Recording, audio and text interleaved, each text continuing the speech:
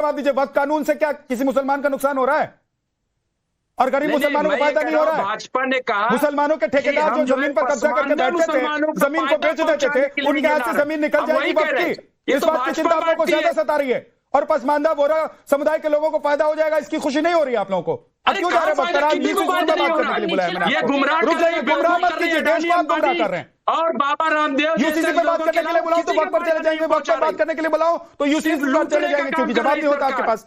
शाहबुद्दीन रिजवी साहब, शाहबुद्दीन रिजवी साहब, फायदा नहीं होता। शाहबुद्दीन रिजवी साहब, अशोक यादव, मैं आपके पास आऊंगा। शाहबुद्दीन रिजवी, एक सेकंड मुझे जवाब दीजिए, क्योंकि देखिए पैनल में 4 लोग मुस्लिम समुदाय से हैं। 2 लोग कह रहे हैं कि भाई इससे ना शरीयत को कोई फर्क पड़ने वाला है, ना मुसलमानों को फर्क पड़ने वाला है, ना रिलीजियस जो धर्म को फॉलो करते हैं, मुसलमान इस्लाम को फॉलो करते हैं, उनको कुछ फर्क पड़ने वाला है। तो फिर किस बात की दिक्कत हो रही है? क्यों पेट में दर्द हो रहा है? देखिए, अभी फैज खान साहब ने जो बात कही, और वो बड़े मशहूर दानिश्वर हैं, मैं उनकी इज्जत करता हूं, उन्होंने जो मशवरा दिया मैं उस पर इंशाल्लाह मैं उसका मुताला करूंगा। और अभी सुबही खान जी ने जो 4 शादियों की बात की, तो देखिए 4 शादियों की जो है कंडीशंस हैं, इस्लाम ने कंडीशंस दी हैं, उस कंडीशन में वो 4 शादियां कर सकता है, इसके अलावा नहीं। और उसके अलावा मैं माफ कीजिए आपको बीच में टोक रहा हूं, लेकिन किसी भी कंडीशन में 4 शादी क्यों चाहिए? और अगर 4 शादी करनी है, 4 शादी नहीं 40 शादी कीजिए भाई। संविधान के हिसाब से, कानून के हिसाब से चलेंगे तो 40 कर लीजिए, 39 से तलाक लीजिए और 40वें से कर लीजिए। देखिए, शरीयत की जो नजाकतें हैं, शरीयत की जो बारीकियां हैं, उसके उसूल को समझना होगा। पाएंगे तो इसका समर्थन करेंगे। तो उन्होंने ये एक अच्छी बात कही कि हाँ भाई मैं इसकी स्टडी करूंगा, मुताला करूंगा। ये एक पॉजिटिव बात उन्होंने कही है कि मैं इसकी स्टडी करूंगा, मुताला करूंगा, और उन्होंने इस पे सहमति दी और मेरा विश्वास है। लेकिन मुझे ऐसा लग रहा है, फैज खान साहब और शाहबुद्दीन रिजवी साहब, मुझे ऐसा लग रहा है कि जिन प्रवक्ताओं को हम बुलाते हैं उनकी सुई 4 शादी पर जरूर अटक जाती है। नहीं मोहतरम, मेरी बात मुकम्मल हो जाने दीजिए। को घुमा फिराकर इन्होंने लाही शादी पर दिया है, शादी पर दिया। अब एक बार ये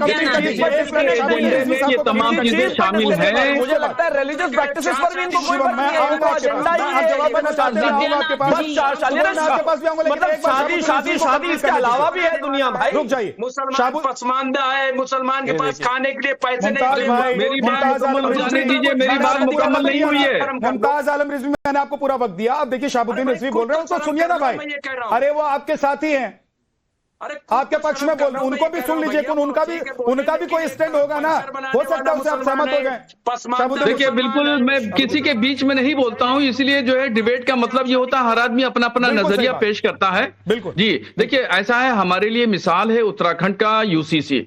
उत्तराखंड में जो जस्टिस थी रंजना देसाई जी, तो रंजना देसाई जी ने मुसलमानों से, वहां के उलमा दानिश्वरों से मशवरा नहीं किया, और उन्होंने चंद जो उनके हमनवा थे उन लोगों से मशवरा करके और उसको लागू कर दिया। और उसमें अगर आप देखेंगे मुसव्वदे में, तो कबाइल शेड्यूल ट्राइब्स को बिल्कुल अलग कर दिया गया है।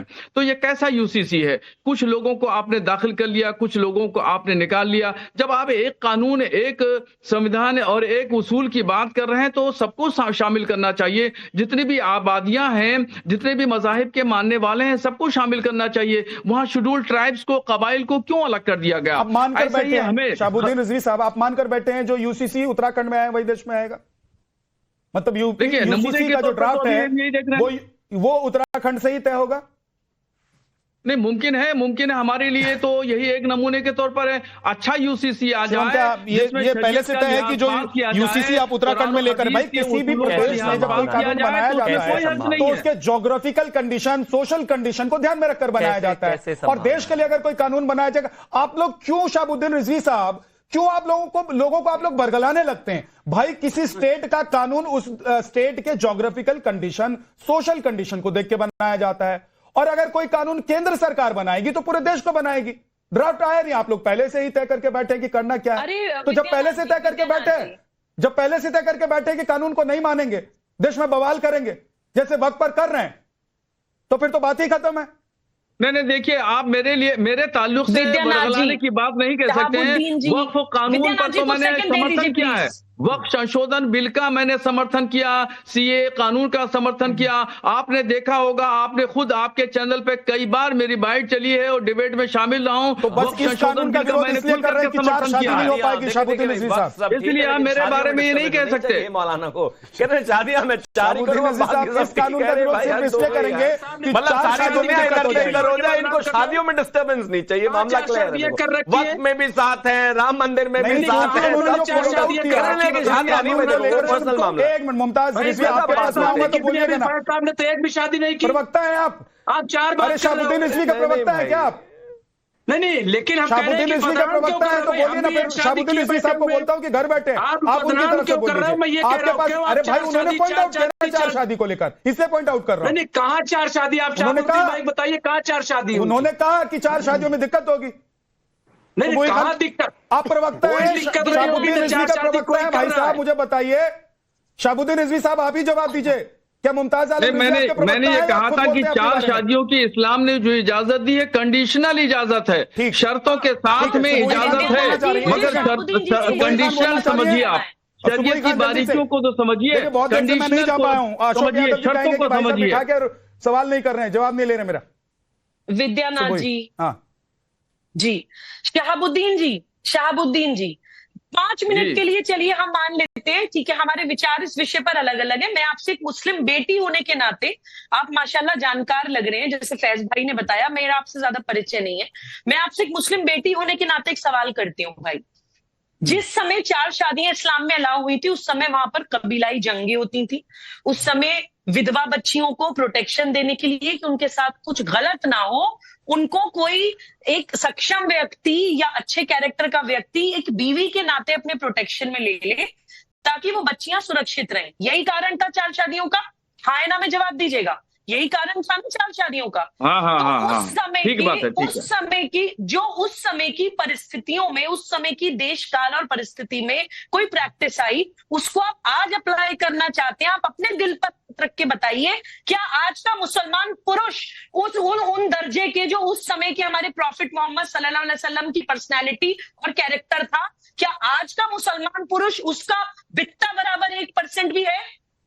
मैंने देखी है जो आज के मुस्लिम पुरुष 2 शादियां या 3 शादियां करते हैं विद्यानाथ जी, मैंने देखा है। शहाबुद्दीन रिजवी जवाब देंगे? बीवियां आपस में साहब आप जवाब देना चाहते हैं? शहाबुद्दीन रिजवी जी मैं जवाब देना चाहता हूँ, जवाब देना चाहता हूँ। अब सुन लीजिए सुबह जी मेरी बात सुन लीजिए। अच्छी बात की आपने, अच्छा सवाल उठाया, जवाब सुनिए। देखिए मोहतरमा सुनिए मोहतरमा सुनिए। देखिए जो पहली बात आपने कही वो पहली बात सही है। अच्छा सुन लीजिए, 10 सेकंड और प्लीज। अरे बोलिए, अरे 1 सेकंड रुक जाइए, बोलिए भाई, ऐसे धमकाइए मत। मोहतरमा मोहतरमा सुबह बोलिए। मोहतरमा सुनने का, अरे सब्र करिए, थोड़ा बर्दाश्त करिए, मुझे भी बर्दाश्त। शहाबुद्दीन रिजवी साहब रुक जाइए ना, एक बार कंप्लीट कर लेने दीजिए उनको, 10 सेकंड और चाहिए। ठीक है, करिए कंप्लीट करिए। सुनिए, वो मुस्लिम बच्चियां जिनकी 2, 3 या 4 शादियां होती हैं, वो किस तरह से इनसिक्योर रहती हैं, डर में जीती हैं, आपस में compete करती रहती हैं, अपने पति को प्लीज करने में अपना जीवन गुजार देती हैं कि कहीं हमसे कुछ गलत हो गया तो दूसरी बीवी के पास ना चला जाए। उन बच्चियों का दर्द आप समझते हैं। उस समय तो ये कहा गया था कि अगर आप 2 निकाह कर रहे हैं तो बाल बराबर भी फर्क नहीं होना चाहिए 2 बीवियों में। ठीक है, हो गया। आज के समय के पुरुष 2 जोड़ी कपड़ों को तो बराबरी से ट्रीट कर नहीं सकते हैं, हो गया, बीवियों को करेंगे। ठीक है, हो गया, जवाब दीजिए शहाबुद्दीन रिजवी जी। हो गया, आप बताइए जी। देखिए अरे मोहतरमा सुनिए, बीच में मत बोलिएगा। पहली बात आपने जो कही उससे मैं इत्तेफाक रखता हूं, पहली बात से। और दूसरी बात से मैं इत्तेफाक इसलिए नहीं रखता हूं कि देखिए भारत में ये रिवाज 4 शादियों का नहीं है। बहुत यक्का दुक्का अगर कहीं कोई शाज़ नादिर मिल गया तो किसी की 2 बीवी मिल गई। इसके बावजूद भी 2 बीवी की भी कंडीशन शरीयत ने रखी है। किन किन कंडीशन में वो 2 बीवी कर सकता है, 3 कर सकता है, 4 कर सकता है। मगर भारत में इस तरीके से कोई रिवाज नहीं है 4 शादियों का। अरे आप जवाब सुनना नहीं चाहती हैं? सुन लीजिए आप। देखिए आपके बीच में नहीं बोल रहे थे, वो आपके बीच में नहीं बोल रहे थे, आप सुनिए जरा, आप उनका जवाब सुनिए। ओके। क्या बताया जाए मोहतरमा को, इतना देखिए अपनी बोलती है, मैं बिल्कुल नहीं बोलता हूँ, मैं मेरा जवाब सुनना नहीं चाहती। झगड़ा मत कीजिए, आप बोलिए, कंप्लीट कीजिए, बच्चों की तरह मत झगड़िए। तो देखिए भारत में, भारत की जो परंपरा है, भारत की जो रिवायत है, यहाँ 4 शादियां करने की रिवायत नहीं है, और खास तौर पर भारत की महिलाओं का भी मिजाज इस तरीके से नहीं है। यहाँ का कल्चर, यहाँ की तहजीब, यहाँ की रिवायत बिल्कुल अलग थलग है अरब से, और ये रिवायत जो है वो अरब में है। यहाँ पे हिंदुस्तान में इस तरह की रिवायत बात खत्म हो जाती है। यहाँ पर पूरे हिंदुस्तान में मुझे कोई शख्स ऐसा नहीं मिला जिसकी 4 बीवियां हों। संविधान पहले कि शरीयत पहले? शहाबुद्दीन रिजवी साहब, आपके लिए संविधान या शरीयत पहले, क्या है? देखिए ये दोनों चीजों को एक साथ में जोड़ के नहीं देखा जाना चाहिए। संविधान को अलग देखिए और शरीयत को अलग देखिए। तो शरीयत जो है वो मुसलमानों को दिनचर्या गुजारने का अच्छा, बताती है। क्या है फिर यूसीसी से? जहां साहब आपकी